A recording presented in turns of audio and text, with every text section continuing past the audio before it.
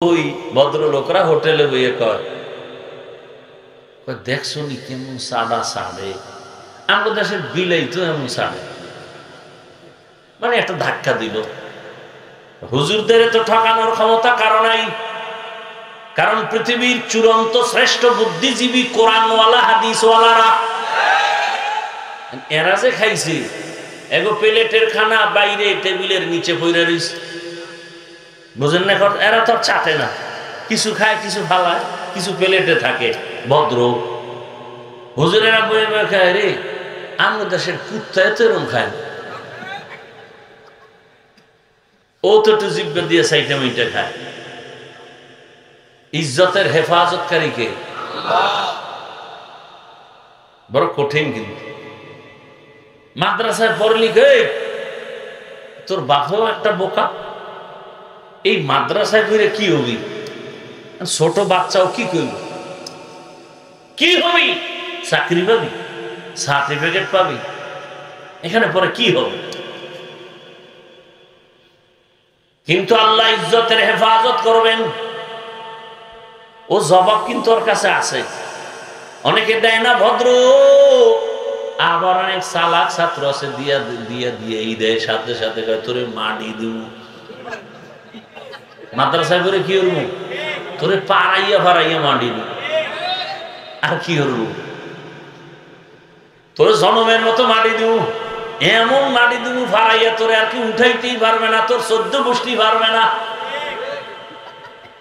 তুই লেখাপড়া করে কি জ্ঞান অর্জন করছো বল? পৃথিবীর মধ্যখান জায়গাটা কই? ছাত্রকে বলা সম্ভব? ফাউল একটা প্রশ্ন করে আটকাই দিল। কিছু বেয়াদব আছে দেখবেন, হুদা ইমাম সাহেবের প্রশ্ন করবে, হুজুর মুসা নবীর মার নামটা কোন? তো ও আউযুবিল্লাহ বিসমিল্লাহ পারে না। হুজুর কয় আমার তো খেয়াল নাই, কালকে বলবো। এ দৌড় চায়ের দোকানে, এই জন্যই তো মসজিদে যাই না। হুজুরেরা কিচ্ছু পারে না, মানে নামাজ পড়ে লাভ কি? কিছু বেয়াদব আছে না? ছাত্ররা কয় পৃথিবীর মধ্যখান জায়গাটা কই? তো কিছু চালাক ছাত্র আছে, ওখানে স্যার আপনি কি এত টেনশনে আছেন? আপনি যেখানে বসে আছেন এটাই পৃথিবীর মধ্যখান জায়গা। তুই কেমনে কইলি? কেন আমি টুপিওয়ালা, বিশ্বাস হয় না? আপনি যদি এত বড় বিশ্বাসঘাতক হন তাহলে ফিতা দিয়ে মাপ দেন, পারছে আটকাইতে। আবার প্রশ্ন করে কে, এই যে একটা গাছ দেখো, কহা বলতো এখানে কাক আছে, পাখি আছে? বলে হ্যাঁ। এখানে কত হাজার পাখি বা কয়শো পাখি? এটা সম্ভব? এরপর একটা ফাউল প্রশ্ন করছে, আল্লাহ কার টুপি দিছো, কোরআন পড়ছো, ইজ্জত আমি হেফাজত করবো। ও জবাব দিয়ে এখানে 500 পাখি আছে, 500। তুই কেমনে কইলি? আপনি বিশ্বাস হয় না?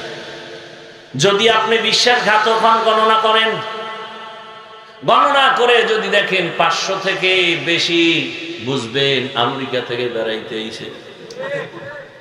আর যদি দেখেন 500 কম, এখান থেকে ময়মনসিংহে বেড়াইতে গেছে। এলমেরা এজাজ করদন বেহিসাব, খলকেরা দাদন জবাবে বাসওয়াব। ইমামের সাথে কত খারাপ আচরণ করেন, আলেম রে কত গালি দেন, ফেসবুকে বাজে কথা লেখেন।